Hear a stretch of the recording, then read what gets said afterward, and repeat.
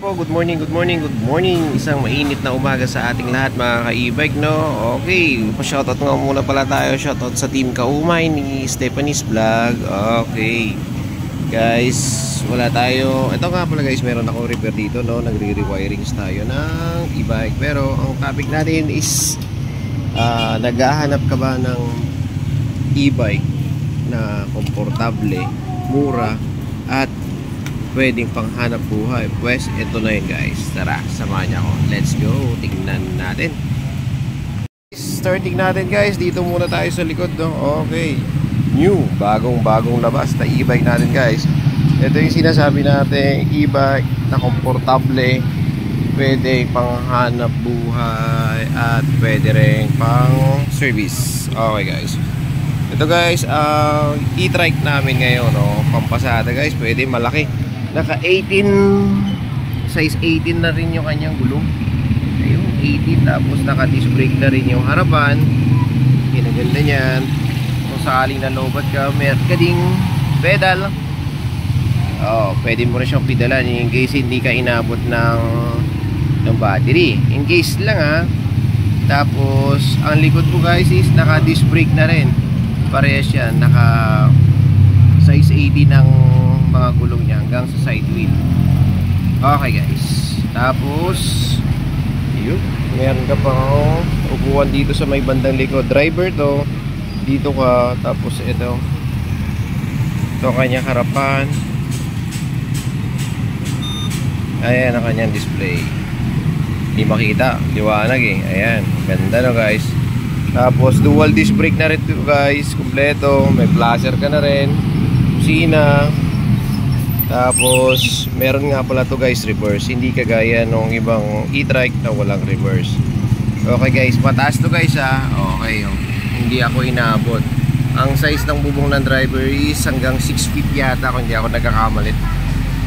Taas niya yan. Okay, 6 feet itong taas nito. Okay guys, tapos ito dito sa passenger. Dito tayo sa passenger, maluwag. Okay, kitang kita lahat guys. Okay, meron ka pwedeng upuan dito sa harapan, isa.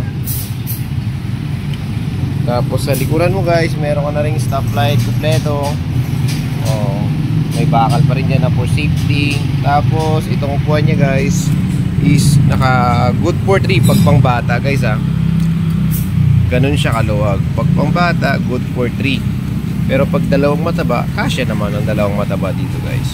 Hindi ko naman nilalahat na lahat mataba no guys. Okay guys, yan, check up lang natin. Check up. Ayun, guwapo.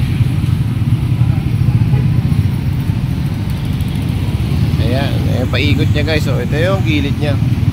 Okay, ganda yan guys. Okay. Tapos ito guys, itong nasa ilalim ng upuan, nandito yung kanyang battery. Okay. Kaya pala guys, ang battery nga pala nito guys is lead acid, pero 60-20 na. Hindi na siya 48-12. Kasi yung iba kasi 48-12 pa no.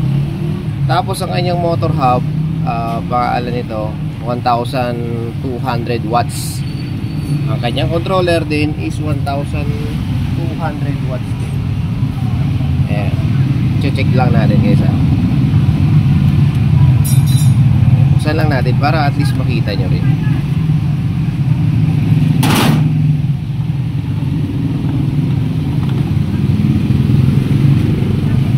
Uy, ang hirap niya namang tanggalin.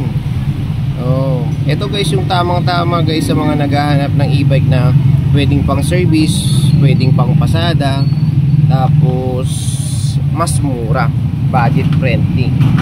Okay guys, ayan guys no. Pakita ko lang guys yung controller nya. Ito yung kanyang controller, 1200 watts ang kanyang controller. Okay, tapos 60-20 po ang kanyang battery. Kaya kayang-kaya kahit kargahan to. Kumbaga tinesting ko na rin to, kaya sa tatluhang malalaking tao ang loob. Tapos pwede ka pang umupo dito sa isa likod sa driver. Kaya suwabing-suwabe, pwedeng pampasada talaga. Okay guys, kaya guys, sa mga naghahanap dyan ng sa mga naghahanap dyan ng budget friendly na e-bike.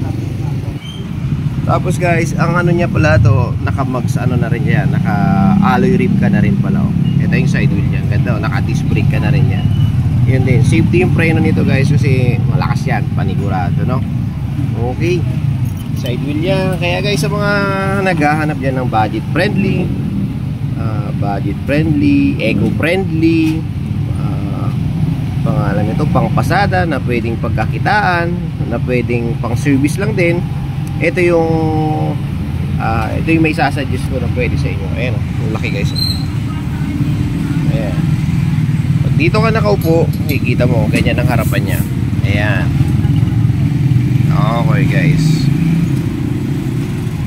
Okay, ganda. 2 to 3 seaters, sidecar, tapos driver, tapos isang passenger sa likod. Good sir. Good for 5 person tayo dito sir. Okay mga e-bike, sana nakatulong tong video to sa pagdi-decide nyo kung saan kayo makakita ng e-bike na mga ganito at yung mga budget friendly na e-bike na pwedeng pagkakitaan din. Okay sir, okay ma'am, pili na po.